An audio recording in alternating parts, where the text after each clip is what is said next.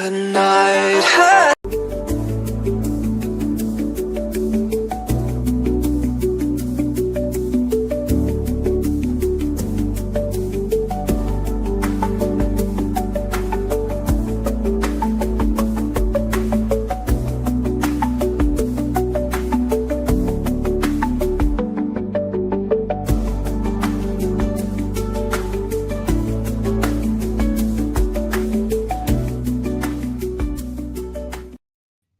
Hello, everyone. Welcome to this Monday, November 1st, 2025, coming to the end of the year to the Light Gate. We're coming to you live from the beautiful city of New Orleans in Louisiana at the United Public Radio Network at 107.7 FM and the UFO Paranormal Radio Network at 105.3 FM. We're on Facebook, we're on Roku, we're on Rumble, and we're on YouTube. I would like to thank our sponsor for our network, Carnation. We love you guys. You've been here all the way through so far with the Light Gate, and we love you for it. Thank you very much. We have a returning guest tonight who is my favorite, and I'm just going to pass right over to Preston. Go. Thank you, Dolly, and thank you, everyone, for joining us this lovely Monday for episode 137 of the Light Gate. I, of course, am your host, Preston Dennett. My lovely co-host is Dolly Safran. We're very excited that you could join us tonight. We are also very excited about our returning guest. We love her dearly. She is very knowledgeable. She's a huge force in this field, and I'll get to her in a very quick second. But I do love to say hello to all you folks in chat, because it's because of you we do this show and have so much fun each Monday. But my time is limited to say hello to you folks, because we really do need to get our guest on the show and start the show. But let me just say a quick hello to some of you folks here. We got Michael Kennedy. We love you, Michael. Glad you could join us. Hope you're doing really well. We have Rocco from the Sherwood Forest in Canada. Very cool. We have quite a few regulars here. Oguz Hanardik.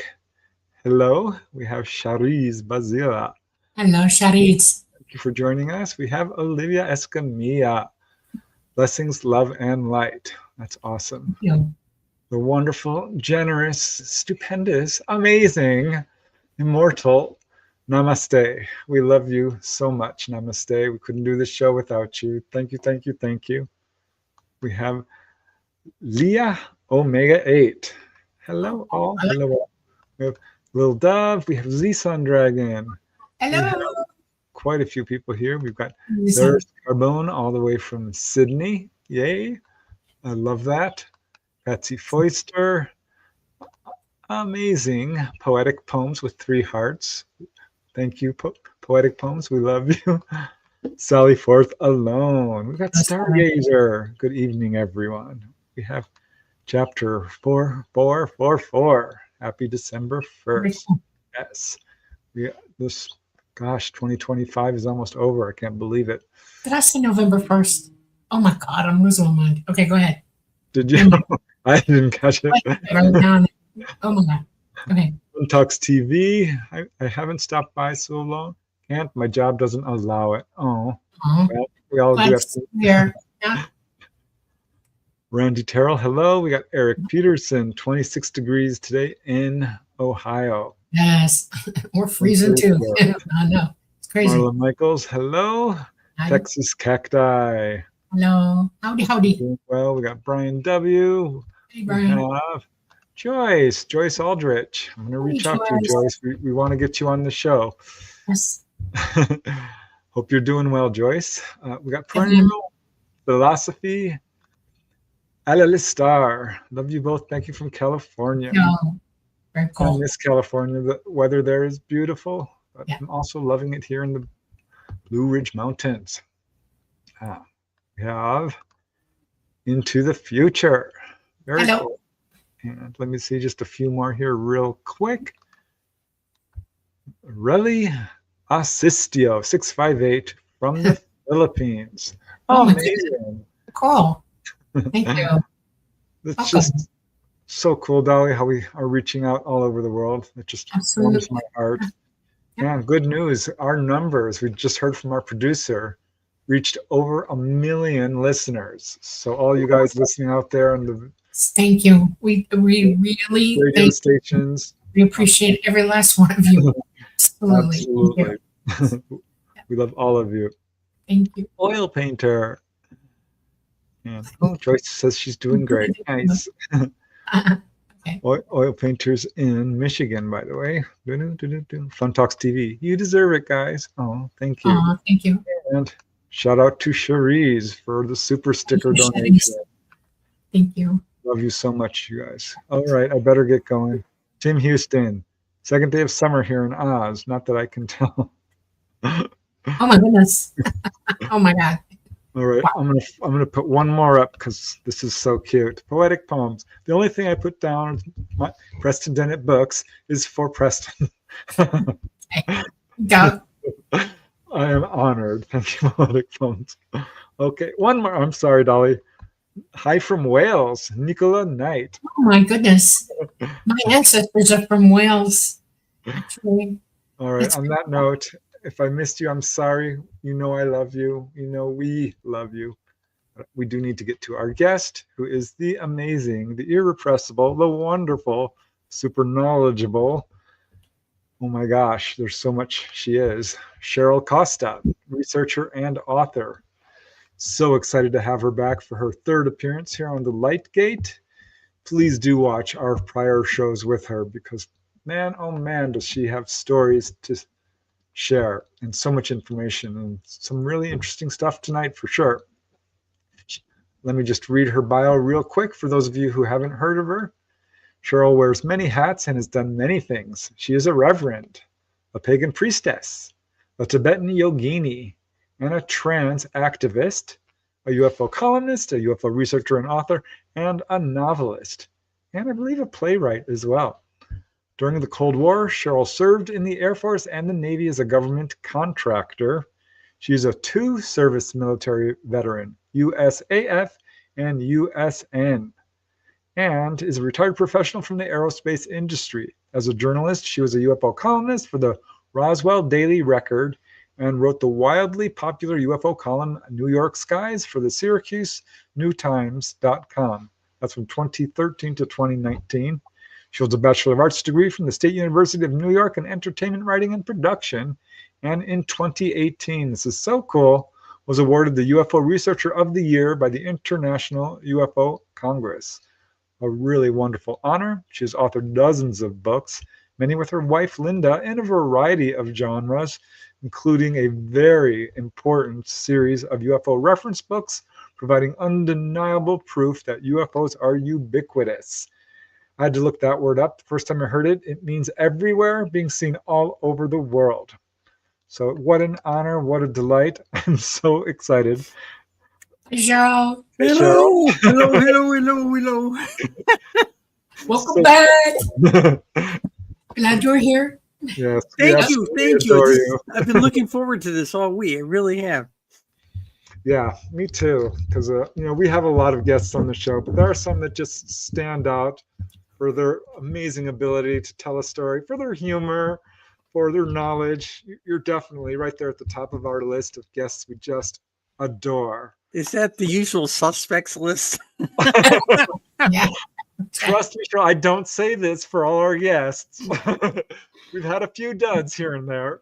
Well, I've done this too. So yeah, I've had a few. Boy, I'll tell you, there was a couple that I had a chair with a sweater sitting on it, and I would have gotten more response out of the chair with the sweater than I did out of a couple of guests. Trust me. Yeah, so. Yeah, so I'm sorry. Excited. Yeah. I know you've done so much research in this field, and you've already talked quite a bit about how you've gotten to where you are today. But for those who are tuning in for the first time, because we do have a lot of new listeners, can you just give a quick rundown of who you are, where you came from, how you got involved in this field? Just a little bit to bring you people up to date to how you got to where you are today. The short story is I think I was 8 years old, actually closer to 12. It was 1965. We were a couple of weeks before school started, so it was in the August time frame. It had been a wet year, and the corn was really high, higher than the car, as they say. We were coming down off the hill from my uncle's farm, and we were getting ready to go down. We were on a dirt road, getting ready to go down to the state road to go back to our hometown. And my mother had my father stop the car. Now, the western sky was clear blue, not a cloud in the sky.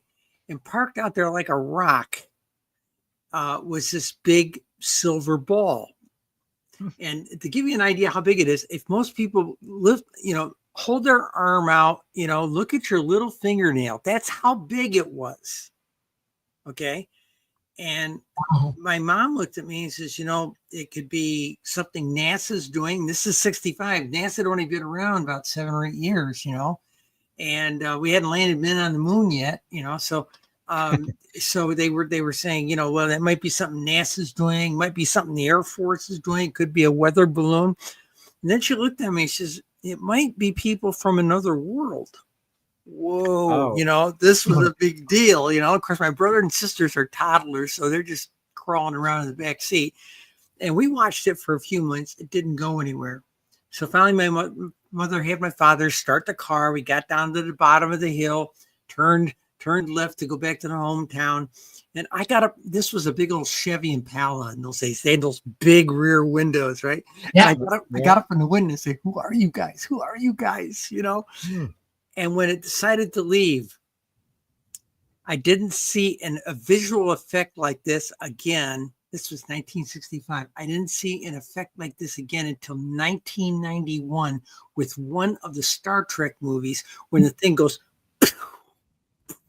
that little thing after it takes off, Right.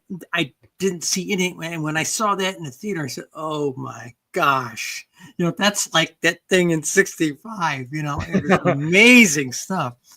That got me very interested. I read all the books. You pick anybody from the 60s who wrote a book. I probably, if I didn't get it from the library, my mother did. And okay, for the audience that doesn't know who I am, I used to be a boy in those days. Okay, I grew up a boy. I did become a woman 37 years ago.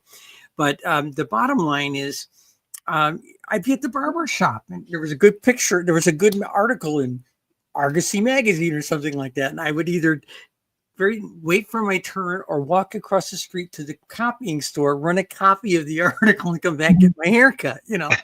Sometimes it didn't make it out that way. Sometimes it was just like lately torn out and stuck in my pocket. But I brought stuff home all the time. My mother did, I did, and so I got in the Air Force. The funny thing was I joined the Air Force in 1970. I was in the bottom quarter of my high school class. Okay, we had 350 students. I'm not ashamed of this. I was in the bottom quarter. In fact, I was 35 from the bottom, 360 students. Makes it sound like I was an idiot, right?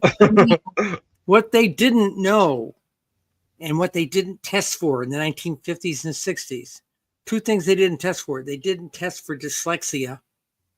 Okay. And they didn't test for something else associated with something like the dyslexia. Okay. And I got in the Air Force and and got in boot camp, and they ran into, they ran us all through tests and things. And they said, "Hey kid, you're dyslexic." I said, "Yeah." And then they ran me through a bunch of psych tests and intelligence tests. You got 140 IQ and you graduated in the bottom quarter of your class. And I said, yeah, all the words run together on the page. What can I say, And in more recent times, when we've learned more about neural divergence, after that, somebody took me aside at one point and said, you're a little on the neural divergence side. And I said, what does that mean? They says, well, there are people who are very focused thinkers. What were your teachers saying to you all the time in school? I said, well, the Catholic nuns say I didn't focus, and teachers in high school told me I didn't focus as well, because you're a global thinker and you think in bigger terms. You pull pieces from everywhere to make a point, versus the people who go right down the straight line. Okay. And that was my situation. And I didn't know this until many years after I was out of school. Wow. My English teachers wrote in my yearbook, least likely ever to pick up a pencil again. You're kidding. No, I'm not. So if you look me up on Amazon, not Facebook and certainly not Google, but if you look me up on Amazon and type in my name, Cheryl Costa, Cheryl with a C, Costa with a C, you'll get slammed with about 60 books. Okay. Now, not all of them, some of them were plays, some of them were, 53 of them were about UFO statistics, and right now, Dun, dun, dun. I'm a combat veteran and a Navy veteran, Navy Cold War service, nuclear submarines, that kind of thing. I have a lot of PTSD. So the VA shrinks about 2 years ago asked me, he says, well, you're a writer, you write, right? And I said, I write short stories. I might write a one-act play now and then. And they said, well, you ever thought about writing a novel? I says, I wrote one and it was for college. That was it. Because that's a lot of work. Okay. That's a lot of work. But she says, why don't you approach your PTSD from a cathartic writing standpoint? So this was the first book we did last year called The Second Oldest Profession. And it's about the 1990s and being a transgender spy in the 1990s for our side, of course. All right. Well, that one did so good. Who knew anybody would love a spy book about a transgender field officer? Who knew that people would like that, So the fans came back to me, a whole bunch of fans says, would you tell us her first assignments were in the 1980s? Why didn't you write about that? And all I did in the first book was write half a dozen short stories, a novella-length story, and a novel-length story, all in this book. And it's only about an inch thick. This is the second one because my VA shrink said, do it again. This time, why don't you go ahead and write about all that stuff in the 80s you've been telling me about? So this is called the Impossible Gal. There were three of us in the service, in the intel services. We were all used to be boys, okay, and we got to be femme fatales. In my case, femme fatale in an African seaport. Speaking I to love all the those, the cover, by the way. Wow. Oh, you like that? You Yeah. liked it? I wanted it because I was dealing with the the Red Fleet's 5th Squadron in the Mediterranean. Okay. I wanted it to reflect like a good Soviet rah-rah poster. And first time the AI gave it out to me, I described it for AI. And boy, they made her a really tiny femme fatale. And I said, I need her a little bit more athletic to look more like what I might have looked like at that time. Okay. And it gave it to this and it came out just the way I wanted it, her holding the big flag. In fact, it says her first undercover mission. Okay. Wow. And this was the cover identity in those days was Miss Svetlana Kachkina, formerly of Sergei Prozad in the Moscow Oblast. That means an oblast in Russia is like a county or province. Okay. And this book is twice as thick as the first book. and it reads like a journal, time stamped. It reads like a journal.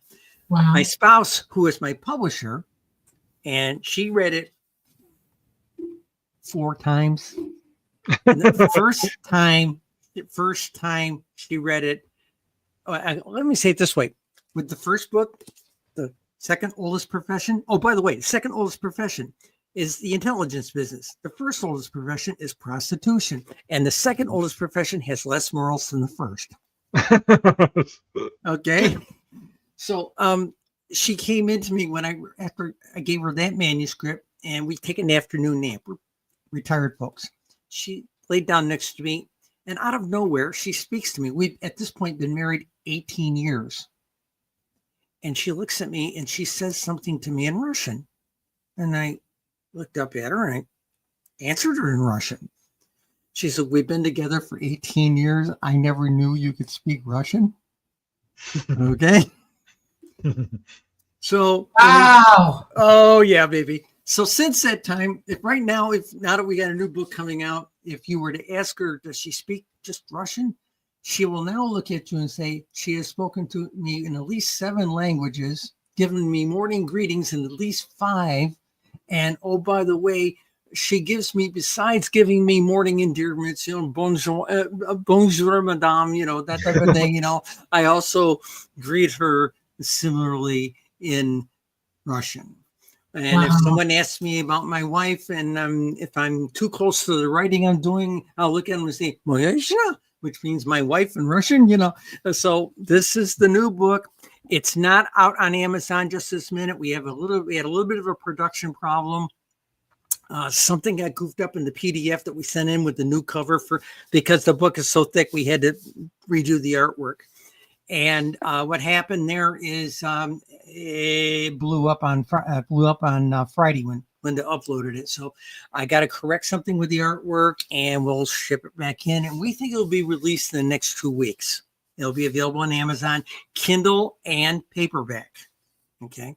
And Nice. Let me know when it does, and I'll put something up on the net through us so all our people know it. Okay. Well, okay. One thing Linda said, I've had some very interesting comments about it. From my test readers, betas, they went bananas over it. Both of my primary test readers read it 2 or 3 times. Wow. Linda's had it 3 times. And the first time she read it, she came back to me and she said, it is an absolute mine, F-U-C-K. So I rattled her a lot. And I'm getting some questions about it already. Carl Mids is asking, any UFOs in it? Yet.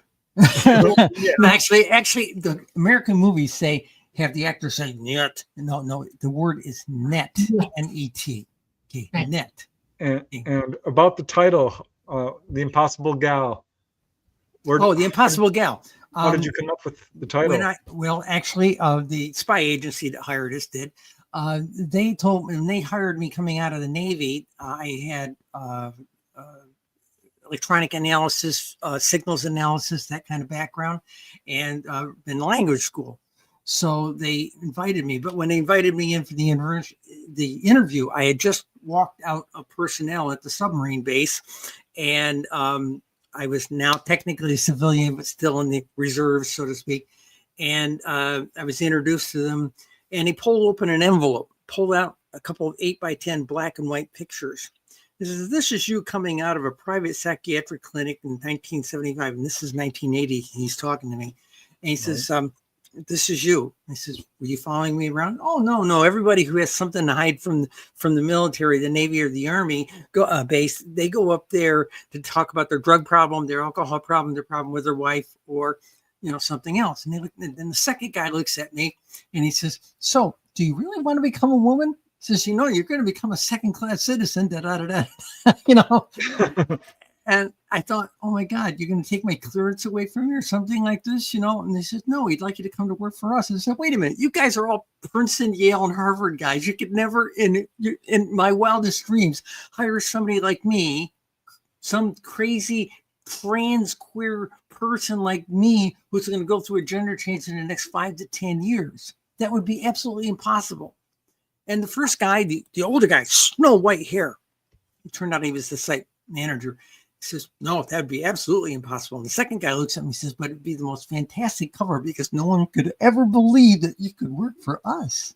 And by the way, I says, so am I a guinea pig here? And he said, oh, no, there's 2 others before you. So there's 3 of you impossible gals working for us. There you go. That's amazing. Y'all did well. It was quite the adventure, trust me. And that's why I'm at the Veterans Administration all the time. And with the shrink 3 times a month, because here's the deal. Here's the little secret I'll tell you. And this is what the Impossible Gal, the theme of it is. In fact, I dedicated it to the shrink. Okay. And the deal is that when you have to carry a field agent, if you're impersonating somebody for a day, a couple of days, or a weekend, it's not that big a deal. It's like doing live action role play or cosplay. Okay.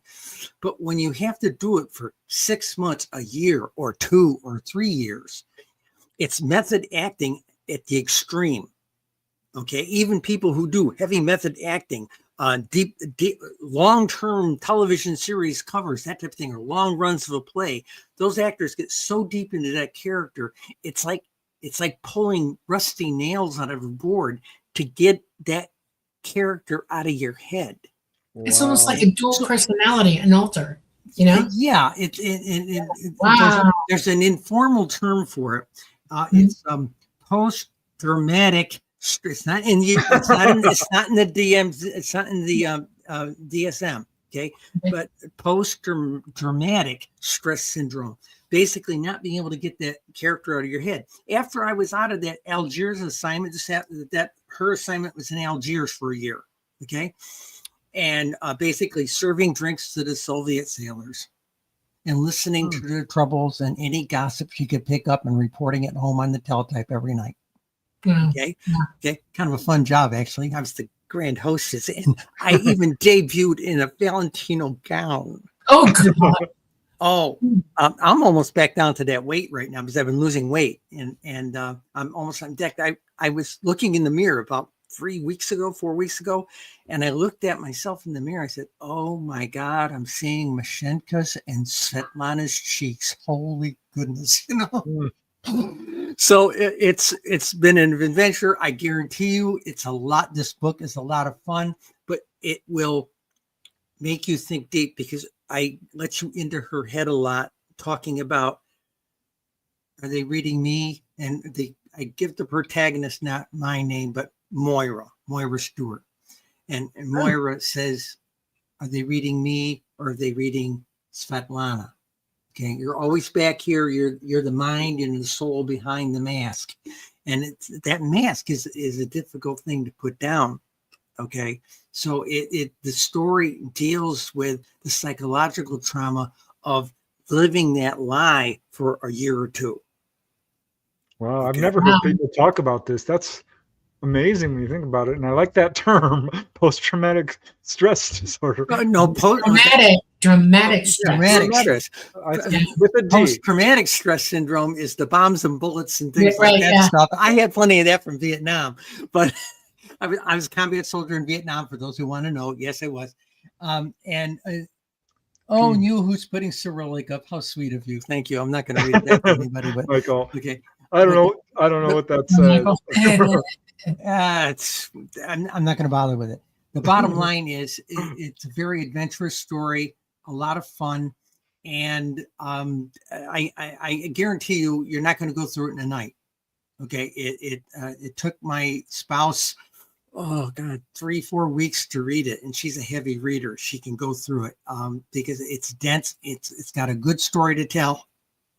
And if you like chess, hey, in those days, I was a bit of a chess savant, and chess is in this story. Trust me. Right. Now, in some cases, we get the moves in there, you know. So I had a lot of fun writing all that. I'm excited to read it. So, want to talk about UFOs? Well, first, here's my question: Was it cathartic? Did it work in terms of helping you get over the what do you call it? Post-traumatic stress? The PDS? Yes and no. Yes and no. I can honestly tell you there have been times in fact I put a thing in the dedication on this thing. I said the cathartic writing here led to more fruitful time on my psychiatrist's couch. Okay.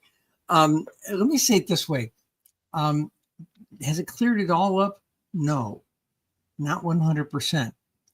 But getting it off my chest, talking about it in the context, because when she first met me, if she asked me about the Mashenka was the cover for the first book, okay, and that was in the 90s. If they asked me about Mashenka, I would slip into her accent. Yeah. Okay. Or broken English. So it's goofy like that. I'll give you one. I'm over at the health. I've since moved I've got some ailments that the VA has to deal with. Okay. I've since moved all my health care over to the Veterans Administration in the last 2 months. Okay. And, but when I was still over at one of the civilian healthcare companies here in where we live here in Ohio, with this older lady almost started to fall down. She's like hanging on the wall. I got up to grab her and she starts talking to me, and it's essentially what I'm going to call Southern accent Russian. That's essentially that's Ukrainian. Okay, that's Ukrainian. Okay, and there's a difference. Okay, what's the difference in the Russians? Okay, there's an accent every place you go in Russia.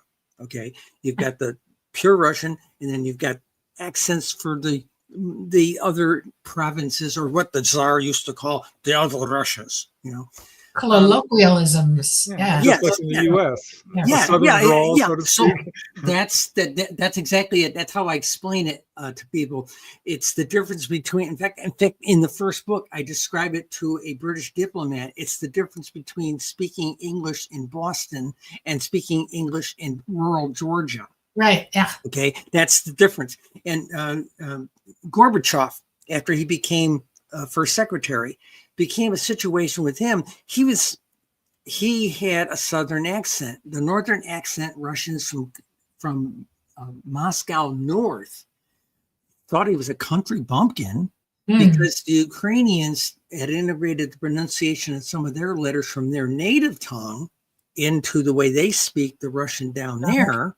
Yeah. So what would happen is, because certain letters were pronounced differently, the words were pronounced differently. Okay, and it was a bit of a problem. And I ran into that when I was in Ukraine in the 80s. So I feel okay, because I'm trying to understand this, and I have a little bit of maybe a correlation to it, not anything like what you experienced, but a touch. let me qualify. I was never there. Okay. Go ahead. Perfect. Never there. Okay. So when I'm with certain others than here, all grays, they have a language that they speak orally. They can speak. Okay. And it is, I was taught very early this language. Okay. And when you're thinking to them mentally, sometimes they'll utter the word because it adds flavor to the mental transmission of what they're saying to you. Okay. It slows the sentence down or the paragraph, because they'll drop tons of information all at once psychically. But if they want you to pay attention to one particular thing, they'll start dropping their language into it orally. Okay. Yes. Okay. All right. There's a similar thing with, like, say, okay, in Algeria, we were speaking French day to day. If the Russian customers came into the Leningrad tap room of Algiers, okay, there was a handful of us there. Some were former Russian expatriates. Some people like me trained, but nobody knew I was trained. They thought I was the gangster's daughter from the Bratva. Basically, your French, you picked up things the longer time you were there. And I had literally people when I would speak, even now, if I speak any French out there at all, it's not as good as it used to be. Yes. I've had people say, wait a minute, was that an Arabic or a Berber word I heard in there in the middle someplace? Yeah. It's the same sort of thing. Yeah, there's a little mixture of stuff. Yeah. So what happens is I live dual lives like you did. Okay. I have two identities. I have my identity with them. I have my identity here. I live two lives. Okay. And it's like drama for me to be here versus there. It's less drama there, more drama here. And when I was younger, I would slip into who I am, actually who I really see myself as with them. Okay. Because I had more time with them than I did here. And I had to learn to be very careful. Now I'm an adult. I'm older. I have child of my own, stepchild as well. And I can understand what that the stress of what that does to you. Sometimes it comes through to me in very private, weird ways. And I literally talk to myself sometimes. It's like, get over it. You're fine. Get over it. And I have to be careful what I say here, literally all the time. And so Preston gets bombarded with the nut girl, the crazies when they're coming out of me. And I have nowhere else to go with it because I can't find a therapist for this. What am I going to say to them? Don't put me in, they'll lock me up. Literally lock me up. I would be called delusional, nuts, psycho, schizophrenic, whatever. And so I keep it to myself. And yeah, I'm not doing it right now, but yeah, I keep it to myself mostly. And there was a question in the stream here. The Russians thought it was us And we thought it was either Russian. We've been told it's the Russians or the Chinese, which is neither of the cases. And that's not coming from my field experience. Okay. I was as blind to that as everybody else. Okay. Yeah. But I did have kind of a touch with it in the first book. That I had. Sometimes you get a job. A lot of the work, if I was in the States, it was working, like we'll say, at the Russia desk. It's like the State Department. And I got to read Pravda every day, make notes about it. Oh, hey, this so-and-so's in the obituary. Say, wasn't he a spy for the, that kind of stuff. And you read all their social magazines and things like this. Russia, Soviet Today, that type of thing. And it's funny. My wife is still a part-time librarian. She was a career librarian, and every now and then she'll bring home a Cyrillic magazine for me to read, just to keep me sharp, Yeah. But the bottom line, those things slip in there. How you talk to someone. I'll give you an example. I've had friends of mine that would come here, and if they catch me, they come to the apartment while I'm working, or they come to visit Linda while I'm working. I'm sitting here typing away or sitting here writing pen to paper away, and you'll hear me muttering in Russian, okay, or swearing in Russian, and you have not been cussed out until you've been cussed out in Russian. Trust me. They've got some great lines, and it's weird. And the Russians do have a really, really good sense of humor, and there's a very strong, something I must say about them, they have a very strong, one of the worst cuss words you can use, and they got some great ones. Okay, what? The Russian word translates to bastard, because they take the idea of family very seriously. Yeah. Even in some large families where maybe one of the cousin brothers, went out and sowed his wild oats and things like this. Yes. If given the opportunity, they will treat that loved child as equal as any other member of the family, because it's still blood, and that's their mindset. Right. So that word, the ubildak, is not such a word you use loosely. It's really, really offensive in Russian. Yeah. Okay. Do you want to talk about other UFO stuff and things like that? Yeah, we better get to UFOs because some of the people are asking. Yes. Let's talk UFOs. By the way, the Impossible Gal, we expect it to be out before the end of December. Okay. Yeah. So. And I'm glad you took the steps to make sure it was perfect, because as a writer, I know those little mistakes that come up and you're like, delay, get it right. It was running clean. Where the mistake was if you don't get the pages numbered right. Yep. A page is supposed to be right in front of you, like the title page is suddenly over here on the left, on the back side of another page, that kind of stuff. And there was a mistake like that. And then we caught the prose itself was fine, but there was a problem with the alignments of the artwork, the barcode, the box where the barcode gets printed by them. I had skewed it somehow.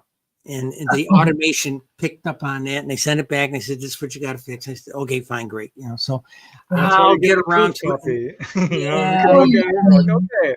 Formatting. Justin hates formatting. He really does. Yeah. Can I give you first? I talked about my wife. Can I tell you what she's up to right now? Because I'm not writing any more UFO books. I wrote 53 of them, plus wrote a weekly newspaper column.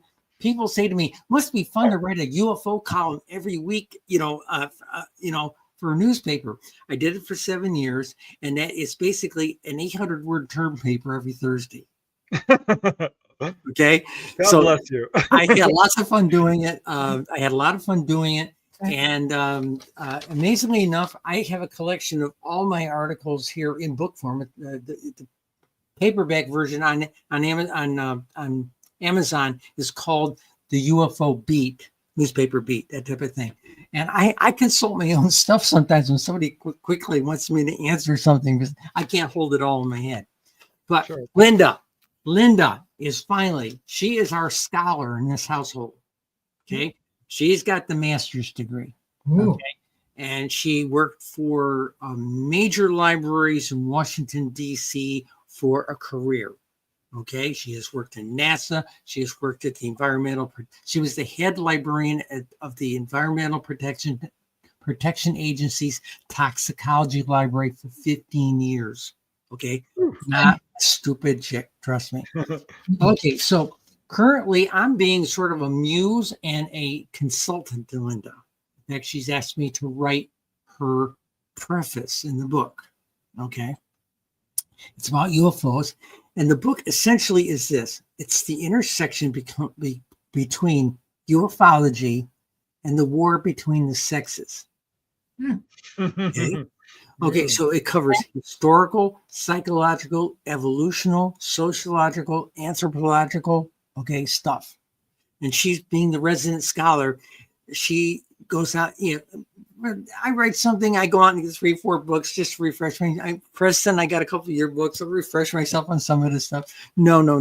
The dining room table's over there. It's got in excess of 45 books. Some she bought, some she borrowed, and others that other people gave her when she mentioned what she was working on. So this is where it is, and it is a deep study grounded in everybody talks about UFOs. All they want to talk about is the technology.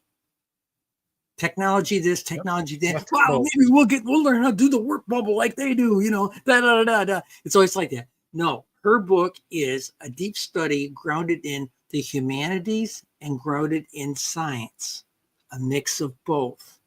Okay, and some of the science scares us. We would sit there and have tea every day at about 2:00 in the afternoon, and I'd sit on the floor on a pillow and listen to what she was saying. She's up in her big overstuffed chair, and there wasn't a single one of those days I would go in to talk to her that she did not scare the living snot out of me with what she was thinking and making notes about. You're blowing my mind. You want to know why? Why? Well, I deeply want to know the answer to this now, and she's probably talked to you about it, apparently. Do you know that most pilots for ET are female? Not male. Stop. And there's a reason why. Yes. And it's basically, the statistics bear itself out in the human population as well. Okay. Yes, let's not go there. I know. I know exactly what you're thinking. Yes. I've been asked once or twice, why are you a female flying for them if you're a pilot? And why do we have more male pilots here? And I'm like, not exactly true. Not worldwide. No. And yes, mostly females fly for ET. Mostly female. Okay. Very few male. Is that true on the ET side as well? Yes. I'm telling you, yes, absolutely.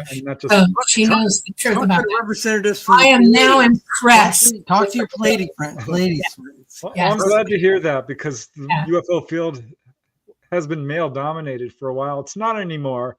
On our side of it. Yeah, on the human side of it. Yeah, absolutely. Well, it's a lot worse than people think it is. And I'll make one comment, and I don't want to blow the part we're going to talk about the UFO documentary, but about the same time that they were ragging on Lou Elizondo and trying to discredit him, a handful of us, particularly the women researchers, started getting leaned on as well.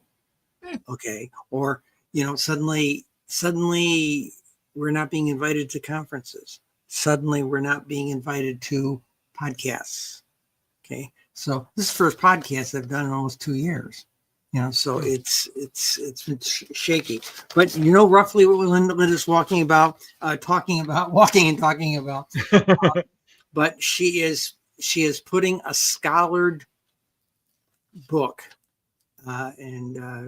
I joked one day, I said, wow, you're going to be right up there with Dolan. She says, I'm surpassing Dolan. Thank you. I agree 100% with her assessment. Yeah. As a matter of fact, when it comes out, I'm going to send her some money. Will you send me, Linda, a copy signed? Because I'm going to read that book before anything else I get when that book hits. We'll get an advance copy to you. Okay. Yeah. Okay. We'll have you back on the show. Have her on the show by herself. Believe me, she'll blow your socks off. Absolutely. You're scaring the living snot out of me. For years, it was just Ann Druffel and Idabel Epperson and just a few, but it's grown. The army. Patty Moon Howe, Oh, yeah, of course. Yeah, it's just a But handful. now we have Barbara Lamb and Yvonne Smith and Edith Fiore. Yeah. And, it's growing. It's getting better. It's getting better. It is getting better. So I'm glad to see that. So that should be a really interesting and very important issue that people need to address, which has never been addressed. So not the way, believe me, not the way she thinks about it. And also the question has come up. Why are they doing the abductions? Why is ET doing the abductions the way they've been doing it?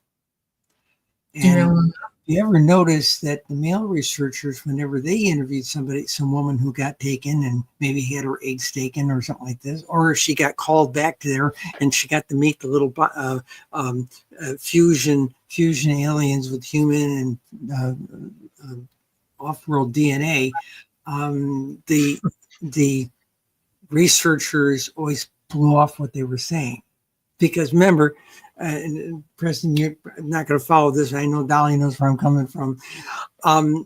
People ask me what the most painful part of my gender change surgery was. And my answer typically is to them, when they put the straw in my brain and it sucked out 30% of my brain.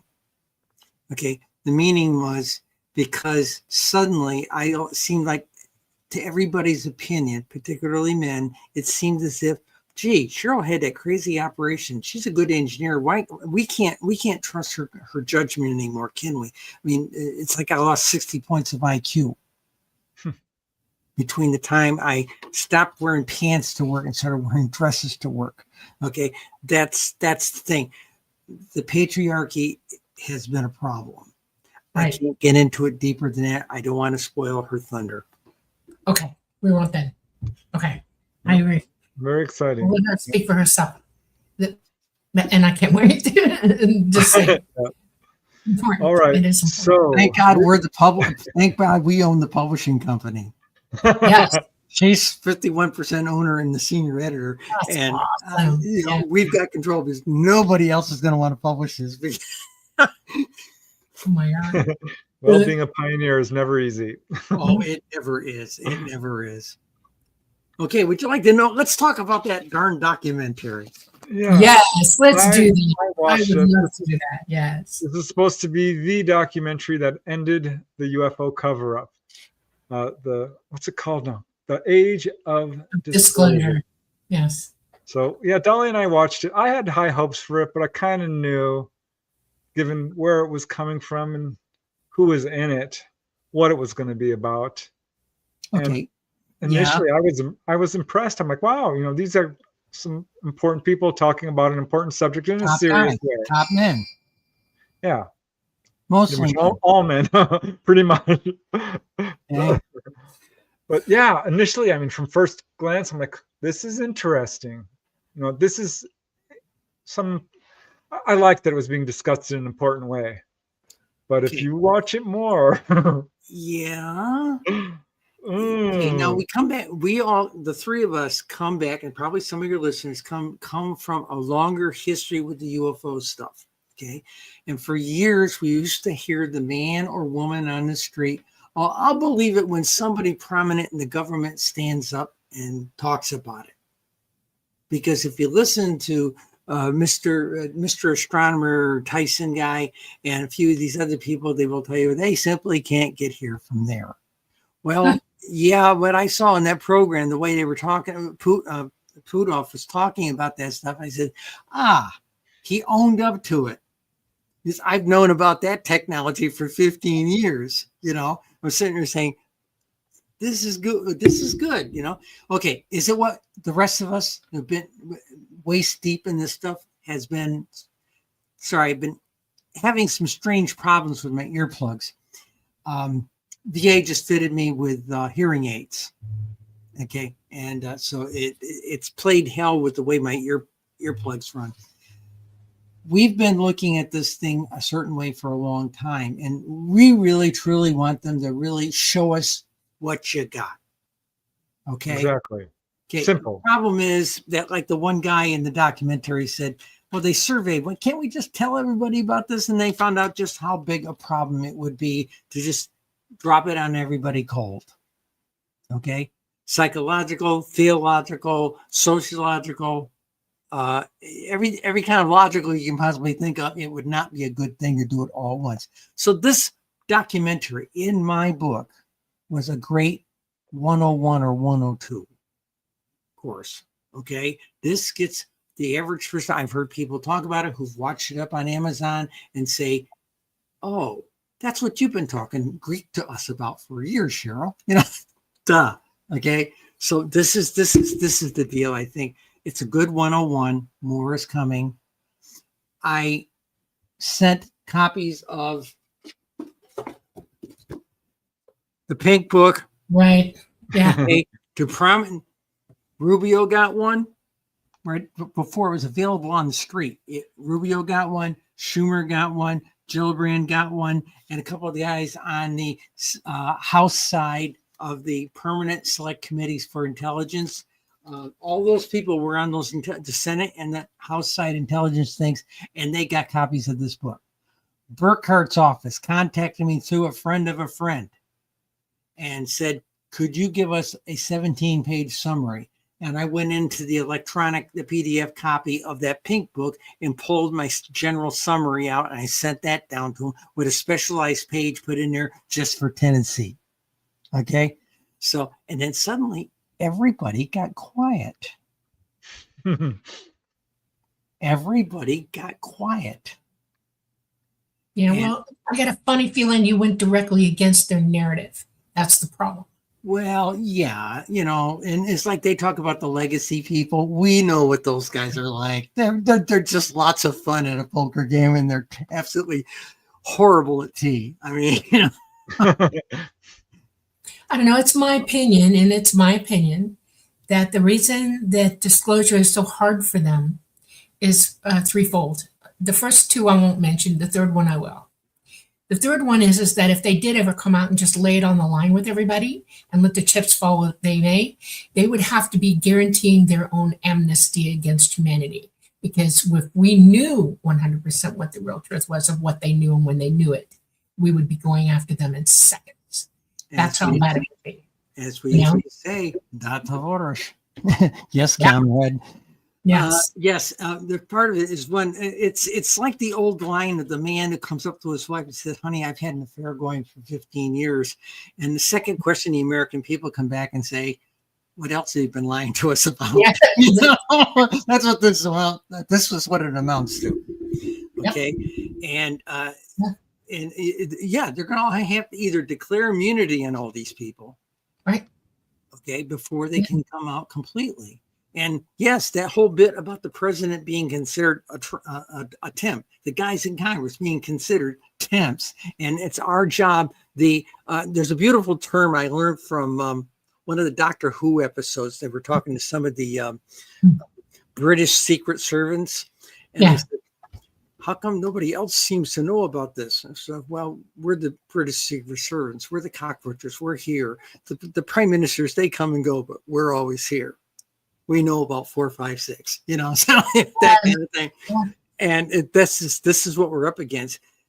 Truman was smart in the sense that he did hand it over to deep into the CIA because, again, this is then World War II. Everybody was war worry. They didn't want, if you, like they said in the thing, boy, he took the quote right out of my mouth. If you tell your friends, your enemies are going to surely know. Right. And we found that out with the British. They were so freaking infiltrated by the Soviets, it was ridiculous. So the bottom line on all of it, as far as I'm concerned, they're going to have to give some people some serious amnesty to come out and really tell the truth about it. And that's also like George, the senior Bush, said when somebody asked me when he came out of the CIA, ask him about the stuff he knows, he said, you can't handle the truth. Okay. No, they can't. And the one thing I do appreciate in the documentary, how much was handed off to civilian contractors and part of the military industrial complex. Okay. And that is, I think the part that scares the snot out of me, that it's under the control, parts of that are under control of a lot of people who only worry about the money. Yeah. Aren't worried about our national security. I'm a patriot. I served in 2 military services and then some. Okay. And I worry about our national security. I know an awful lot of capitalists that aren't worried about our security. Sure. Yeah. Well, Sure. I think one of my main complaints about the documentary was that they painted this in a very fear-based way in terms of ET. And using that term, this is a national security threat to humanity, was, I think, disingenuous. Because I think these people know that ETs are not here to, hurt, harm, take over, or anything like this. And to talk about pushing for a cover-up, and basically, these are the same folks who've been riding along with it for a very long time. They've been with us since the Garden of Eden, for God's sakes. Come on. Exactly. They're not our problem. The fact that they can fly circles around everything we've got in the air, yeah, so what? Yeah, So I can what? see from a military perspective. Yeah, they've been looking after us. They've been shepherding us for eons. I'm not worried about them as much. Oh, they say there are some excuse the expression, we'll figuratively call them some Klingons, but the deal is that the enemy is here on this planet. And to quote Steve Bassett, our culture is addicted to war. Yes. Correct. And this is the threat is our own people. We're the people that nuked a couple of Japanese cities. We're the people who put people in gas chambers in Germany. We're the people who did purges in Stalin's Russia in the 30s. Okay, we're the Pol Pots who killed all those people in Cambodia. Okay. That's we're the threat, not them. And I think if they don't want us off this rock with the kind of technology they're flying with, it's probably because we don't want you Earth people off that damn rock because we don't want you eating our relatives. Yeah. At least the folks I talk to from up there. If they hadn't painted the UFO phenomenon in such a fear-based way, I would have been more inclined to recommend this documentary to people. But that was a huge mistake, and I feel intentionally done. It's a giant false flag is what it is, and they're aiming for something. That's what I mean by their narrative. Oh, more funding. We got to have more funding for the defense industry, my friend. That's what that is about. Gee, if we got a threat, then we can ask for more money to build bigger things, bigger boom booms. That's what this is about. Okay. Yeah, and they're still not talking about the fact that people are having direct contact. Yeah, they didn't even talk about that. No, they wouldn't let me near that congressional experience for all they're worth. Not a zero. Okay, would never happen. I fixed my face for it. It's like, okay, well, I don't need to go there anyway. I don't want to. But it's ridiculous is what it is. Linda and I got called. Go ahead. I'm sorry, I interrupted. No, go ahead. It's true. Linda and I got called in 2019. Yeah. Okay. Nobody knew COVID was coming. Okay. Nobody knew COVID was coming. So guys like Steve Bassett and like that down in DC, and the usual suspects down there trying to get disclosure, said, hey, you gals are the only people who have ever gone out and published the numbers. Okay. Would you be willing to testify before Congress? And so let Linda and I talk about that. Remember, we were technically contractors down there for 32 years. Okay. At least in my case, her longer, almost 40. Okay. So our conversation was, and when we went back to them, we says, look, we spent most of our careers trying not to testify before Congress. That's the honest truth, and that can be almost as dangerous as having somebody following you around. Exactly. Linda had people, press people coming, trying to get her to give them a good interview. And the right people heard about it. She had left the EPA and was working at NASA Goddard. and they got to him and they fired her. Oh, Okay, somebody had been doing this stuff for 40 years and only been over at NASA Goddard about 6 months. And they were doing screwy things like, you know, who runs the library? Oh, you know, never did they talk about the fact that the Apollo tapes are missing because the archives got taken over by the people who managed the motor pool. Right. Oh my God, I don't believe I said that on an open line. Oh my goodness. But that's the truth. And she blew a whistle on him. So what happened was there was a reporter, one of two reporters that survived being killed down at Jonestown back a long time ago. You know, whatever his name was. Okay. Yeah. Well, he was still working at the LA Times at the time. We couldn't get the Washington Post or any of the East Coast papers to talk to her about what was going on. This is Bush W's administration trying to close the EPA and all this stuff. Okay. And somebody reached out to her, would you be willing to talk to the people from Los Angeles Times? She said reluctantly, sure, but there's going to be boundaries. And she had done several interviews leading up to it. And then she got fired from NASA. Not because she was talking to this guy, but for these other idiots.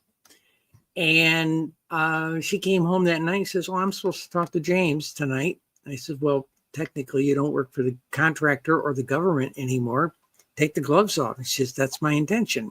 And she sat in there on the bedroom bed and talked to him for the better part of 2.5 hours. And it was a 3,600 expose in the Los Angeles Times when it came out. Wow. She'll never work in DC again.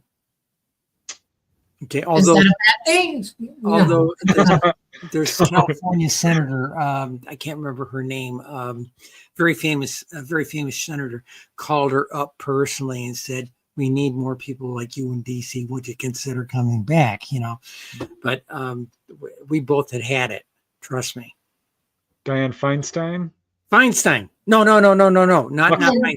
No, there was another one. Barbara Boxer? Boxer. Yeah.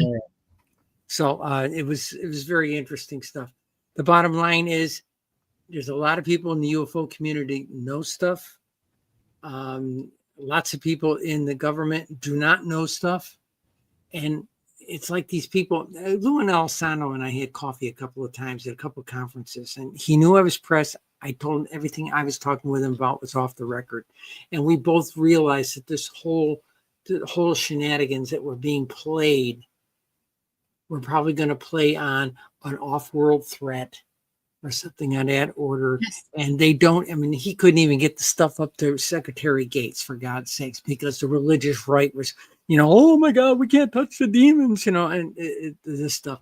We've got some informational problems in the government, and these problems need to be solved, or people's heads need to roll, one or the other. Okay. And we need to have a straight dialogue. We don't have to necessarily put what we know about the technology out there on the picnic table for anybody. Yeah. But we need to have a straight dialogue with the American people, so the people like us who are doing research aren't laughed at by everybody down the street in our neighborhood. I agree about that. We need a clear picture of the entire truth, not just blinder truth. Okay, blinder's truth. We need the entire picture, because there's more going on than just ET, way more on this planet and our solar system everywhere. And nobody really wants to do that. Nobody, you know, those that are trying to bring that out are being attacked. And what's the word? Preston, you know what it means. Disinformation. They create disinformation about them. They're trying to get them off the thing. And now I see a direct response to them not being able to get rid of them by others saying the direct opposite of what they're saying. They're coming out and putting other people on the internet, other people in the news. You know what I'm saying? It's like he said, she said, he said, you know, and everybody's got their bloody take on things the way they are. And you can't be right. I'm right. Let me give you a flavor on something. Okay. One of the few times I owned up to being intelligence. Okay. Okay. And oh, by the way, in my day job with that kind of work, I did not have any direct connections. I was not like Lou that was plugged into something like ATIP or anything like that. Okay. I was a signal specialist. I was information intelligence. Okay. That was it. Nothing exotic. And I didn't work at Spookworks, even though my day job was Lockheed Martin. Okay. In fact, I was in the IT division of Lockheed Martin. It was the largest Microsoft network on the planet. Okay. Yeah. That's all I can tell you about it. Okay. But the bottom line is this. The last talk I did down at Eureka Springs in Arkansas, I was the last speaker of the day. And I have a slide because we were already starting to hear some of this anti-trans rhetoric out there. Mm. And I put a slide in. I put 2 extra slides in. And one of the slides had a picture of me in my Air Force combat gear. It had a picture of me standing next to a periscope on the inside the submarine. Okay. And of course, then it also had pictures of me as my feminine persona was growing over the years, you know. Mm-hmm. And I use it to teach doctors now. This is what a transition looks like. It takes time. Okay, it's not like Mr. Trump says something that happens during recess. Okay, this is something that took me 10, 12 years. Okay, but I showed that and I said, see this picture here at the periscope. I was a signals analyst. That means I did intelligence work. I've been trained in analyzing intelligence information. How do you think I wrote 53 books about UFO statistics? Okay. My math teachers were calling up, and when the first white book came out, I had people calling me up. It came out in the New York Times, calling me up. Hadn't talked to them in 40 years since we got out of high school, and said, Costa, you were flunking math all through high school. How did you produce a book on statistics? You know? Okay. Yeah. But we didn't know about the dyslexia and all this stuff. Yeah. And the bottom line on this is this. I said that stuff on there, and of course, their tapes of these presentations go up on YouTube. It was on a podcast sometime later, about 3 months later, and someone said, I've seen that podcast of you explaining that and saying, here, I've got this intelligence background. This is why I know how to analyze the data the way I do. And they've edited it and taken it off. That whole little portion that where you admit to having been an intelligence gatherer on a nuclear submarine, photographic and electronic. Right. It's been taken out. And that was about the same time, suddenly a whole bunch of us started being non grata. Yeah, somebody's got a finger on it. And it was about the same time Lou Alessandro, they went out of their way to try and discredit him, saying he didn't work for ATIP, things like that. It was all right about the same window of time. It's a very carefully orchestrated cover-up, an enormous amount of time, money, and energy and intelligence being put forth to muddy the waters. I'm personally for catastrophic disclosure. Let's let it all out, explode the truth, because in my mind, secrecy breeds so many more problems. And yeah, like you said, we don't need to know every darn thing. You know, even ufologists are screwed up from all of this. Half of them don't know the truth, and they're yeah, that's exactly the problem. It's not true. Yeah, people are stating their opinions as facts. Right. There's no consensus of factual data. That's what the problem is. You know. Yeah, we need to get to a point where truth and transparency is respected, and I don't think our governments are ever going to tell the truth on this, ever. ET doesn't think they're going to tell the truth. I've been told flat out, straight from the mouth of ET. They don't think, no. They're never going to do it. No. They don't believe it. No, there's too many butts hanging out in the wind. Okay. Yeah. Let me tell you something. Most stuff in the government, military type stuff gets declassified in 10, 12, 15 years, 30 years on the outside on the really sensitive stuff.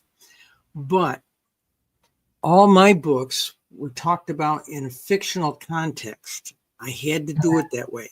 Okay. Yes. Yeah. Because I can't mention real names. I couldn't even mention my real name in there because they classify names of operatives and field officers for upwards of 50 years. Yes. That's why only a few years ago did we find out the actual name of the dead body they for the Operation Mincemeat. Okay. I have no problem with that. That's understandable, and I think It only there's took 12 good reasons for it. It protects Oh, whole yeah, yeah, families. yeah. But Yeah. also, people are living longer. See, they used to think, 50 years probably be dead, but people are living longer, and that's an issue. But the bottom line is you do try to protect people, okay? I had, in the first book, they refer to a character in the first book, Ani Gisov, okay? The field officer that portrayed her in real life passed away last January, okay? Oh, wow. And none of us found out for almost 6 months. Okay, so you can get an idea how that works. Okay, so a lot of my colleagues and comrades, they have passed away. Okay, so Wow. but the thing is, we try to protect them. The secrets are the most fleeting. And you know what I said in this second book about secrets? It's not about the military secrets. It's not about the politics. It's not about who's doing what to who. The deepest, most nasty secrets are those that are held by the field officers themselves. Things they know, things if they ever breathe the word of it, could destroy it, might destroy dozens and dozens of people, might destroy an entire line of field operatives. Hell, it could destroy a city. Who knows? But the point is, the stuff we know, as they say with things like gossip, it can be a very, very poisonous thing. And that's the problem with this whole thing with UFOs. Just too many people who did have a leg on the inside when numerous presidents of the United States did not. Okay. Yeah. They say Carter, when he got his briefing, he laid his hands in his face in his hands and cried like a baby. Okay. Yeah. Now, people say, was that because they're the real evil Klingons up there? No, because he realized just how dishonest the government he represents is. Yes, you're exactly correct. I say that? That documentary kind of brought that fact into the light too. Like Oh, how yeah. badly they've bungled this whole subject from day one. Linda would tell you I was muttering very ugly things in Russian all through that program. Okay, can I give some numbers for your Yes, absolutely. Yeah. Okay. Yeah. Okay, get your pencils out, kids. You're gonna want this. You're gonna want this. Now, some of these are older numbers, but some of these are new. Linda and I did a 20-year study, 2001 to 2020. Now you're saying, well, what are they doing right now? No, the numbers are roughly about the same. Okay, give or take. Okay, but here's the deal. From 2001 to 2020, the United States, and I'm pulling from National UFO Reporting Center data and MUFON's data, about 60-40, about the ratio. Okay, 20 years, 167,632 reported sightings. Those are the reported ones. Let me say that again. 167,632. That amounts to about 8,382, about 8,000 a year over each year of the 20 years. That amounts to about 700 a month, 698 a month, about 121 a week, and about 23 a day. On that space, that's printed in the pink book that you can buy on Amazon right now. It's called the UFO Sightings Desk Reference. It's bright pink. You know why it's bright pink? In 2019, we were asked if Congress decides to hold hearings in 2020, which is what the smart money in DC in the activist community was saying. Okay. Would you girls be willing to come down and testify before Congress? We said, yeah, we'll suck it up and testify before Congress because we're the only ones that got the numbers. Nobody saw COVID coming. Okay. So we talked about this for a couple of days ourselves, whether or not we were comfortable with testifying. And Linda and I, as we talked about it, and said, we know what congressional hearings look like. We've been to them. We've watched them. We know how they're done. And usually these representatives in the Congress and the Senate are up there flipping through books and things like this.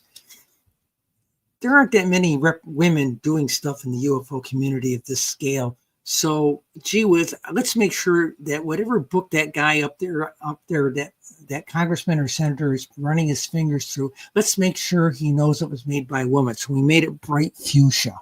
Oh, very good. I like that. Perfect. Okay. Okay. And we dedicated it to Coral Lorenz, the first woman in the UFO community to establish a network for gathering data, the predecessor to MUFON. Okay. I love Coral.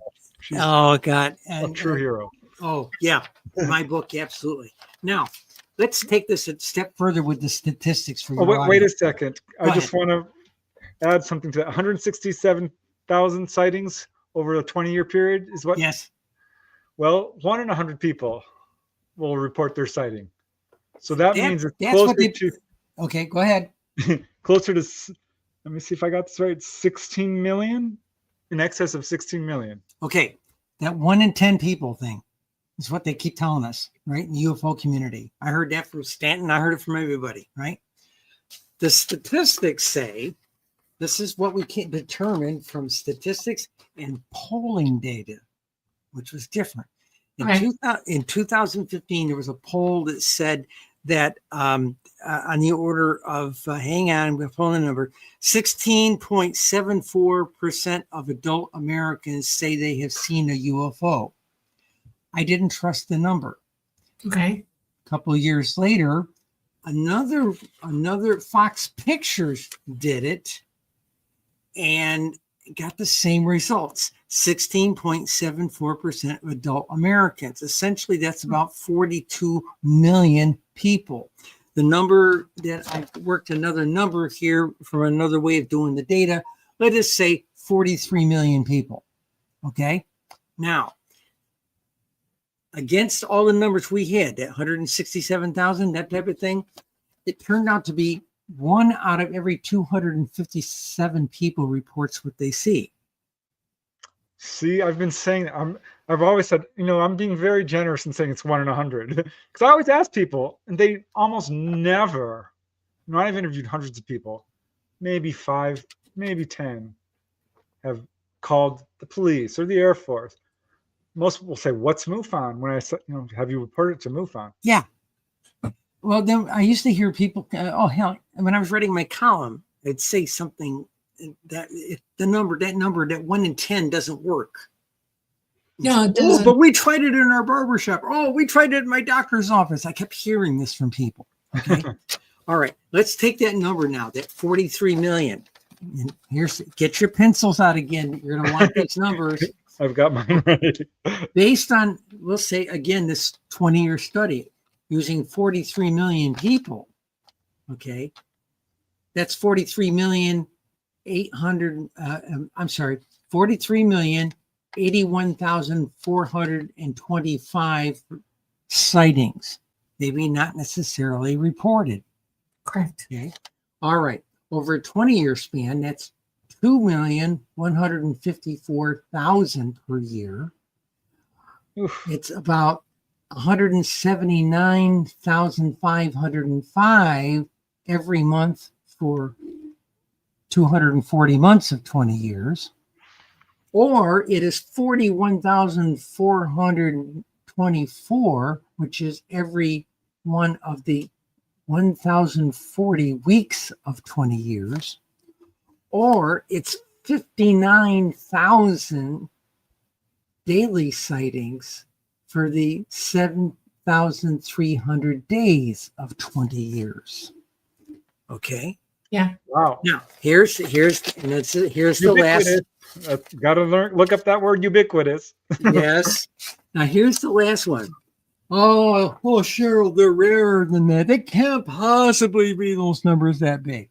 Okay, let's take 1% of that 43,81,424. It gives us a number of 430. I'm sorry, 430,000. 430,814. Okay. And that amounts to, based on 20 years, 21,500 per year. If I round the number off, it's not down to the fine points here, or 240 months of that 20 years, 1,795 per month. Okay. If you go to the weekly count of 1,040 weeks, 1,040 weeks, it's 414 a week. Or if you go by a daily count from the 7,300 days of 20 years, that's 59 sightings a day. Let me ask you a question. Is this worldwide or on a grid somewhere in the U.S.? This is the U.S. Okay, that sounds right. Now, Okay. I did do a number, but the numbers from overseas, you couldn't find a group like MUFON or NUFORC overseas, especially in Europe. They were all mom and pop databases, and they were all in different countries. The databases were in different languages. I had offers for some of them. Some of them were in Yugoslavian, some of them were Portuguese. Portuguese is one of the hardest languages to translate. There were some guys in France. There were some guys in England, but we couldn't lock on to decent numbers. But if you talk to some insiders, they'll tell you that we're getting about 10,000 a year globally. That number is reported on X-Files, and it's, I think, wholly wrong. It is wrong. It's way more than that. Trust me. Way more. You heard the numbers I said for 1 year, Right. 8,000, that kind of thing. Yes.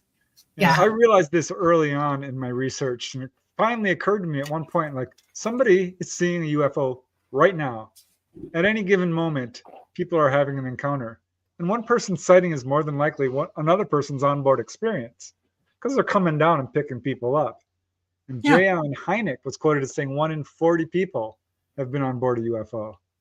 I heard that very early on. That's a number similar to something we added up with some of Whitley Strieber's numbers. Yeah, which is that's very realistic. close to what the Roper organization found, the Roper polling organization. One of the things I liked about the documentary were that one scientist said, because of the warp bubble, the stuff inside may be bigger inside than it was outside. And then like Doctor Who type stuff, bigger on the inside, smaller on the outside. And that hit me between the eyes when he said, yeah, all this stuff would apply. And this whole idea of the warp bubbles, and not being affected, but so it can be transmedium and all this other stuff. That's fantastic technology. But if we have back engineered, they're certainly not telling anybody. They have back engineered, but they don't have the same technology. They're not capable of developing the same components and the same materials as they have. Not even the same energy sources that they use. They don't even have some of the exotic same metals that don't exist on our world. That's what I'm saying, the materials. And the antigrav that they use is very rudimentary. Okay. And they can't propulse the same way. And I use that word loosely because it's not really propulsion. Propulsing on ET side, it is on ours. They are propulsing with it. And so it can draw you into thinking, how is that happening? It is, they're also, I could lay out all kinds of stuff. One of these days I'm going to sit and just blab. You have no idea. This is how I explained it to some people about 6 months ago. Okay.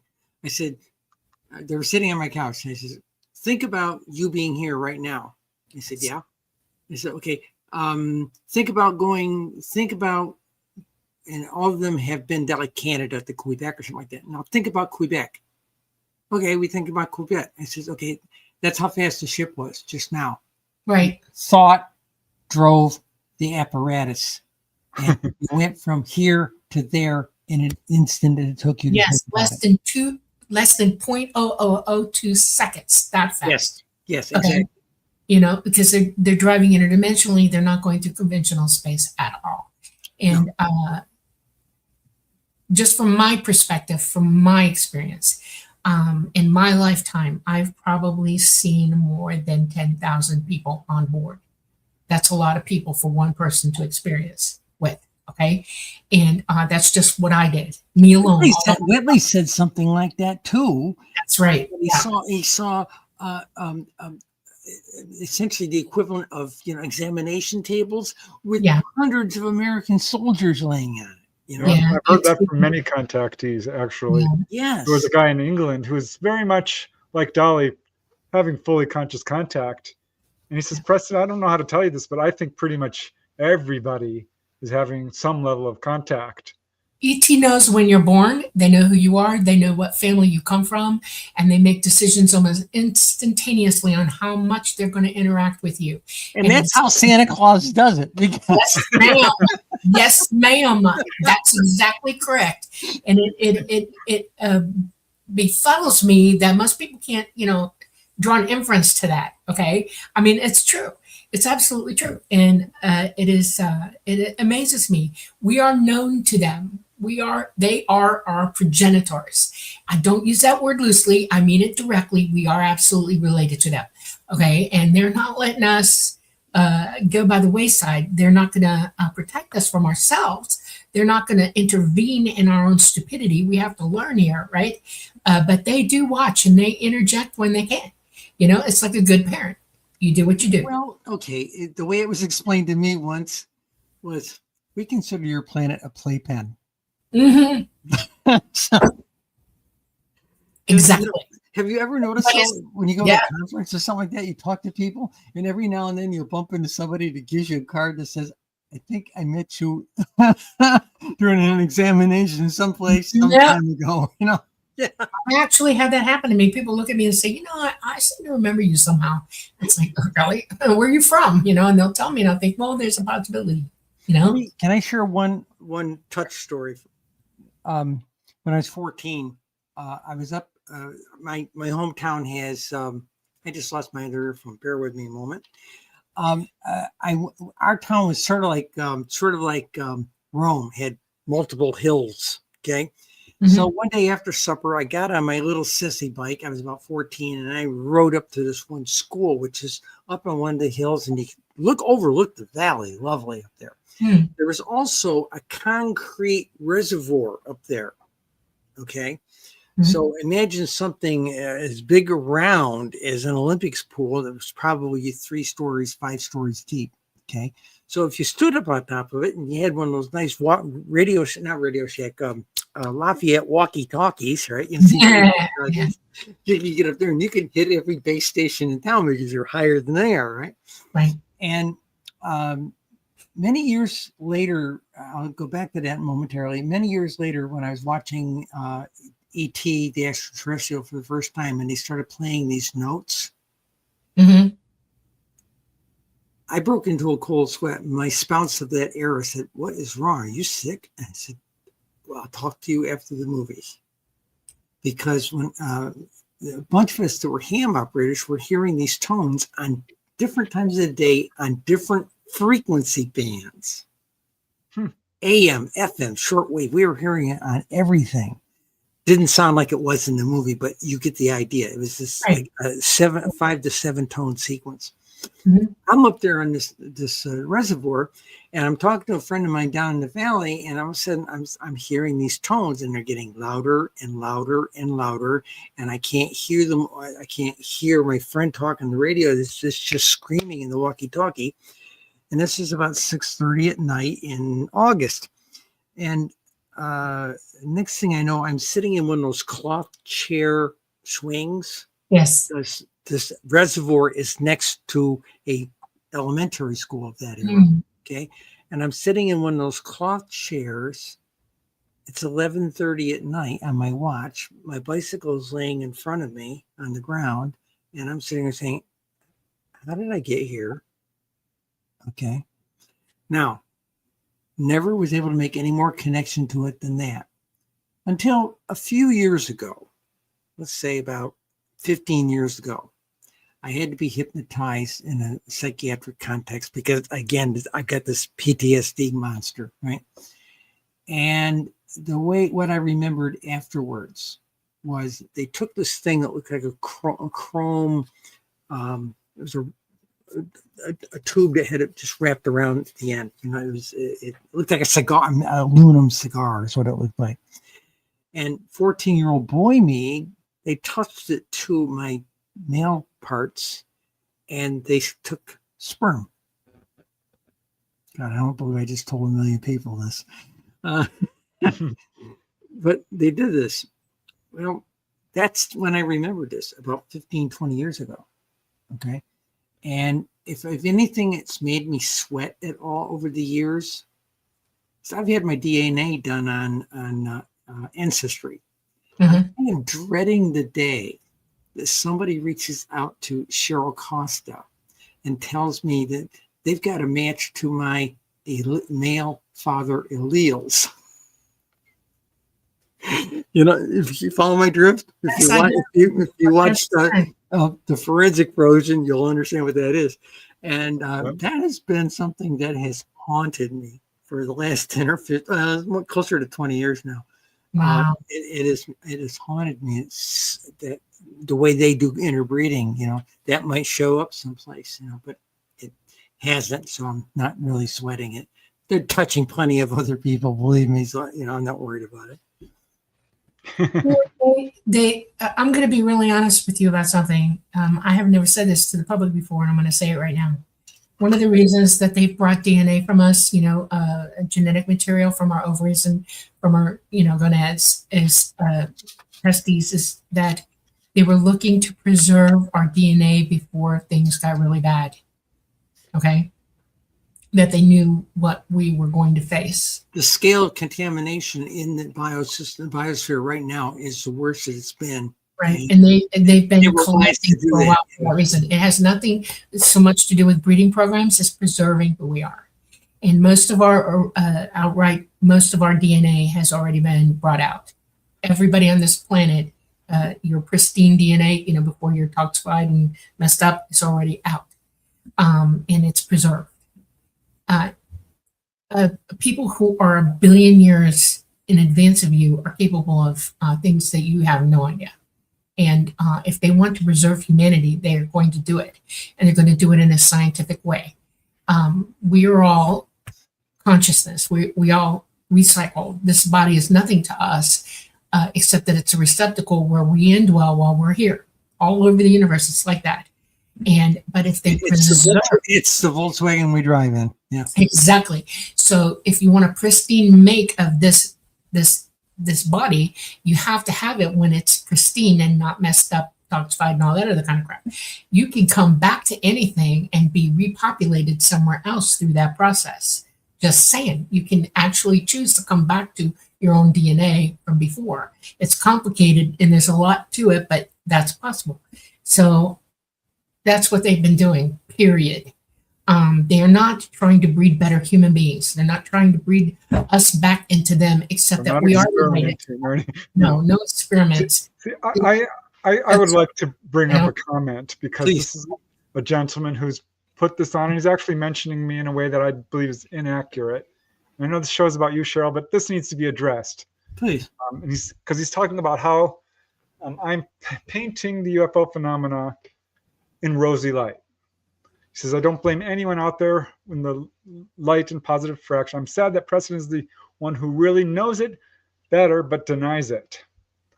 So that is an inaccurate representation of what I'm doing, because I am putting out cases in a fact-based manner. I am not cherry picking or shoe fitting, and I'm not painting this in a rosy light. I'm objectively studying the onboard experience. And I'd love for you both to comment on this, because what I've found when people are taken on board is, yes, it's very scary. It is often scary and sometimes traumatic for people and can cause actual PTSD, nightmares, people, insomnia, and so forth. And there's a faction of people who feel like this was involuntary. But as time goes on and people have repeated encounters, they start to realize I did agree to this. They start to realize that this was absolutely to my benefit. And if you take a close look, objectively, not through the lens of fear, at what happens, the sequence of events that happens when people are taken on board, yes, they're physically examined. And this is often about healing. And this is demonstrably true. Every single major researcher out there, almost without exception, has these kinds of cases. They will take you down to the engine room and explain how the craft works. They're imparting knowledge. They'll let you put your hand on the big silver ball and yes, they will. Woohoo! Yes. They will talk to you about your personal life. Yeah. They will give warnings about the dangers of nuclear proliferation, war and aggression, greed and corruption. They will make steps to absolute elevate your awareness in terms of psychic abilities. They let people know that we share a common heritage. These are all good things. Yes, it's very scary for people. Yes, it's difficult to process, but there's no good evidence that they are here to hurt us, harm us, take over, or anything like this. So I really want you, Mel, and everyone out there to do your own research. Look at the cases I've presented. Look at every contactee out there. Don't look to our governments who are painting this in a fear-based way. I'm not of a love and light faction. I'm of truth. I'm trying to be very objective here. Very objective. Yeah. So I absolutely sympathize with people because the disinformation and fear surrounding this subject is horrendous. There are my labs. Agreed. As well. You know, I've had people come up to me, either wrote me at the column I wrote or come up to me at a conference and said, oh, they're going to come here and invade us. And they said, go look up the UFO battle over Nuremberg, Germany in 1561 in April. Okay. They could have done it then. Somebody's looking out for us. Somebody's playing nanny for us here. Okay. We're protected. Okay. So, I mean, that's the thing you got to keep in mind. There's a benevolent group up there, and then there probably are some nasties up there. There are nasties everywhere, but the bottom line is I tend to give them the benefit of the doubt because any experience I have had with them has been of the most positive kind. Yes, I scared the snot out of me the first couple of times. But then again, I was scared the first time I got in my father's car and had to put it in gear. Oh, yeah. Or go to the doctor and have him shove a needle, in a place you don't want him to put it. Yeah. Yeah. It is ridiculous.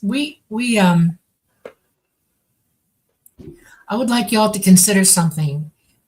There are other places in the universe, and I'm using the word universe for a reason, not just our galaxy, but the universe, that are just like us. At the same level that we're at, or somewhere close to that, just before, just after. And they aren't leaving their planet right now either. They're not going anywhere. They are a problem to themselves and they know it, but the evolution is not of the body or the society, it's of the self. You didn't come here to be an evolution with everybody. You came here to train yourself to evolve. And that's like that all over the universe. And so if you have stinking thinking, like a lot of people here do, and you're violent or punitive or paranoid or fearful or angry or abusive, you need to look at yourself first. Quit blaming everybody else and quit blaming everybody why you're paranoid or afraid. You have to genuinely seek out for yourself why and work on you. If everybody did that, we'd be a whole hell of a lot better off on this planet because it comes from us singularly as well as in groups. And it starts here with you alone, you.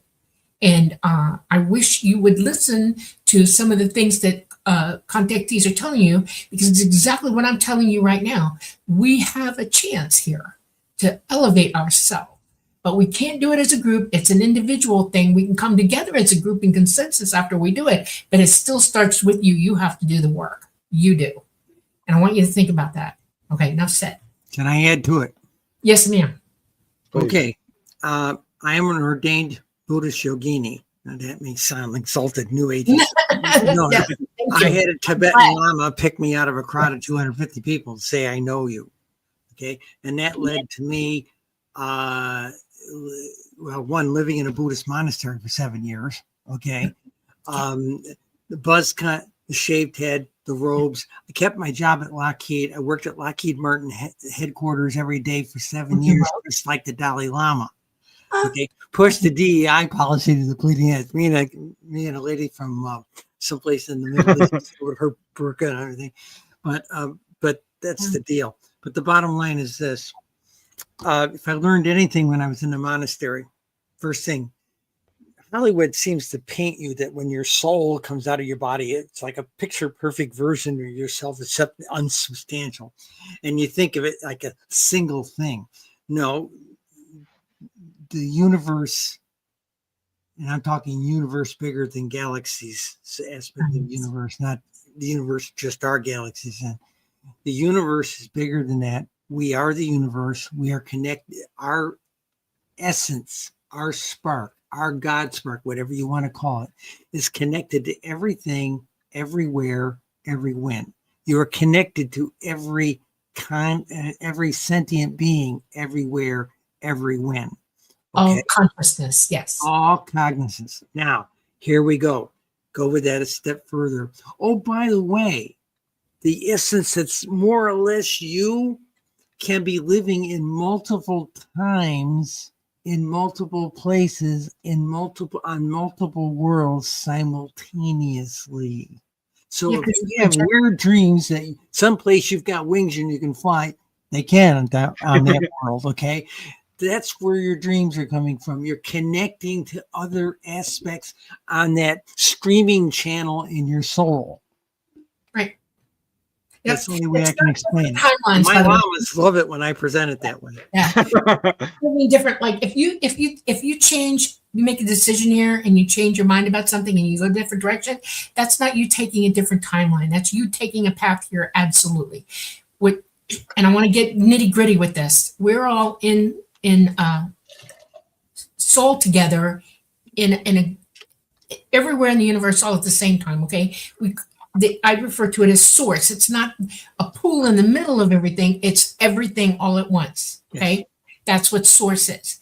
And you can be anywhere from source, projecting out here, there, and everywhere, doing all kinds of things at once, because that's how your consciousness works. Okay. They aren't different timelines. You're not changing anything. You're learning for yourself, because funny thing, when you're out of the body, when you're in source, you know everything, everywhere, all the time. We come to be physical beings because we are learning to have wisdom about it.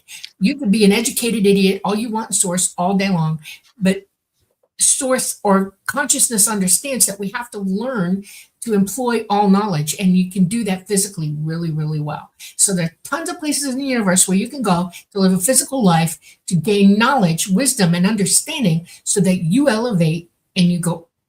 You make changes. You, like a brain, the synapses are changing. They're getting stronger or they're getting weaker. Take your pick. You're part of that. Only you're singularly yourself at the same time. You're an impulse in all of this. And I don't understand why people can't figure that out. Why are you so closed in your own mind? Why are you doing things to yourself that exclude you from knowing the truth about everything? And all you have to do is tap into who you are, your consciousness, and let it out. And you'll start learning, and it'll help you re-employ the knowledge that you need to employ while you're here and elevate yourself up through this. There are dimensional realities, different dimensional, like we're all living in 12 dimensions at the same time. Okay. We're all in source in 12 dimensions. We're physically in the third dimension right now, but that doesn't mean you can't live in another dimension as well. But you don't get to go to those until you manage this one. That's why people recycle here.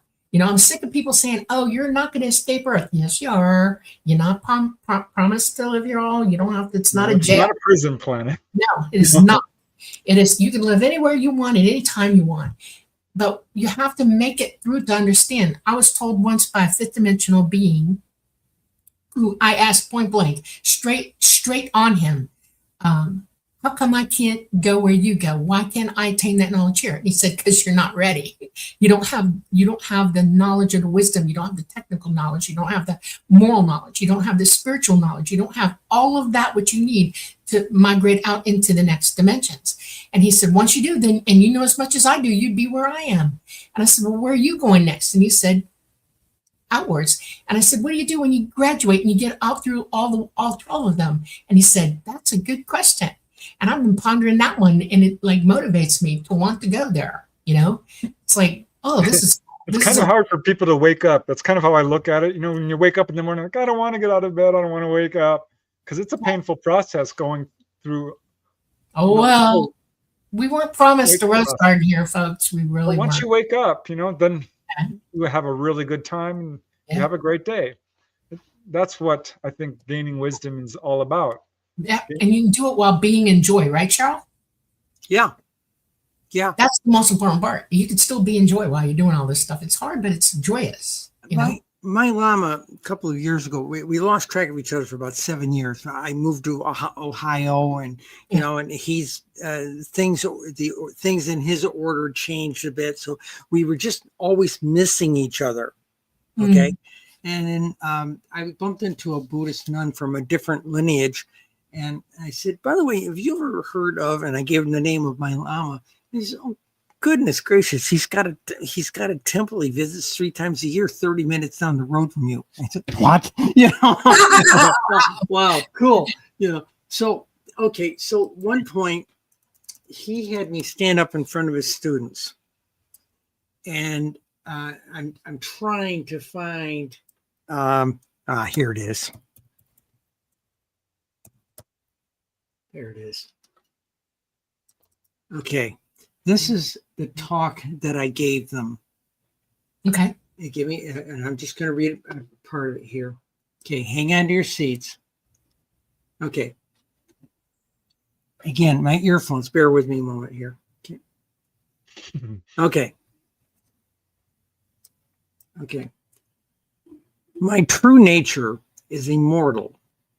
I am part of everything, everywhere, every when. I've had millions of lifetimes and been called by an equal number of names. Yet I have no name. I am the immortal spirit essence within.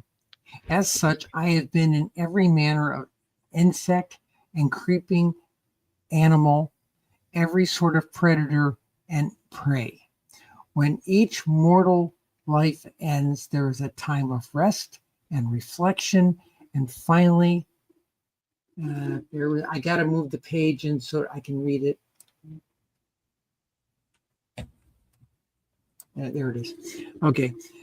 There's a time of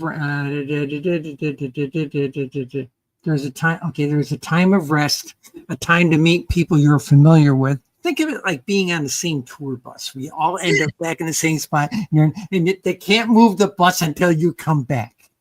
Okay. All right. So in this world, I've lived across the ages in the past. I have been every manner of human being. I have been one of countless beings who have walked the savannas of Africa or walked the Silk Road into Asia. I have fought in battles with Spartan warriors. I have marched with Roman legions to victory, sometimes to defeat, and sometimes death. I've experienced being devoured by animals, dying from plagues, childbirth, murder, explosions, battles, and many other circumstances. I can't count how many times I have died as a youngster or as an old age person, and as well as an infirmed ancient. Okay, one more thing here. Okay, ancient. Okay. How many times I've been blown overboard from a Greek merchant ship. Okay. Each time back into the presence with thoughts, not words, that sometimes amount to, "Oh my, wow, ouch," and the occasional, "Wow, what a ride." Yeah.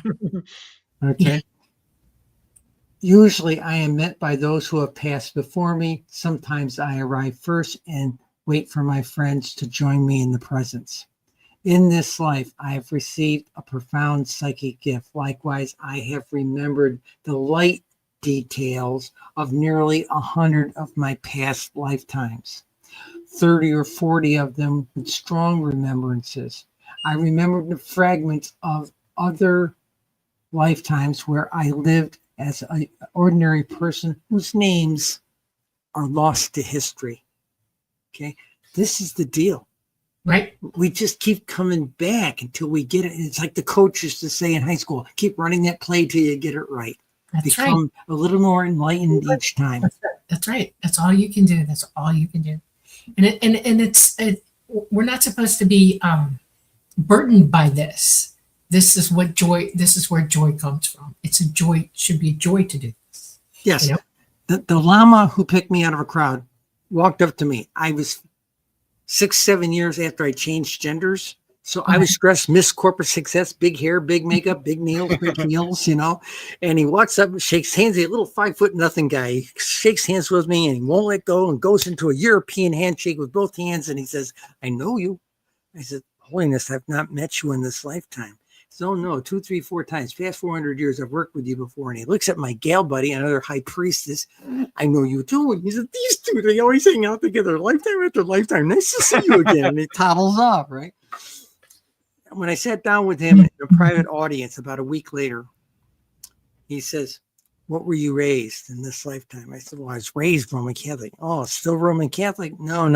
I run with the Wiccan shamans these days. Oh, still doing the yogi stuff, huh? I said, yogi, sorceress stuff. Yeah. And I said, you mean I've done this before? He said, are you good at it? I said, I'm really good at it. I teach it. He says, huh, you think you learned it all in one lifetime? Okay. So, okay. That's when I met him in 97. Okay. When I saw him here about a year ago, we were talking and he says, so tell me about some of the other lives, the ones he most recently touched.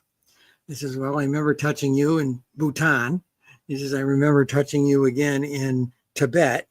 I remember touching you again in Korea. And the nun that's up in Vancouver, Ani so-and-so, he says, yeah. He says, her and I were in the same geisha house in Yokosuka, Japan in the late 19th century. Oh, goodness. Well, how goes that us? Yeah. Okay.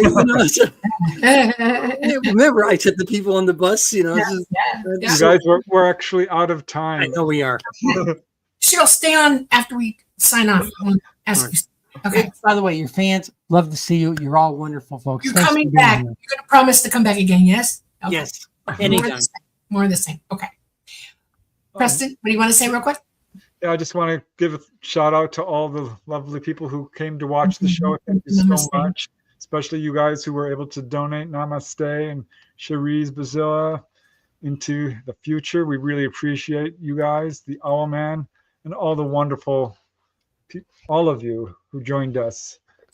Even if you disagree with some of what we're saying, absolutely, I understand that. Well, look it up. Have a little open-mindedness, look it up, and then decide. Don't make any decisions off the cuff. That's all we ask. So. All right, yeah, but we have a show coming up after ours, so we cannot go over. That's right. Thank you all for coming to the Lightgate from this beautiful first night in December. Get it right this time. Coming from New Orleans, live from the UPRN network at 107.7 FM and the UFO Paranormal Radio Network 105.3 FM. We are on Facebook, we're on Roku, we're on Rumble, and we're on YouTube. We love you all very much. Please, peace to you all. Go in peace. Have a wonderful week, and we'll see you next time. Das Vidania. Das Vidania.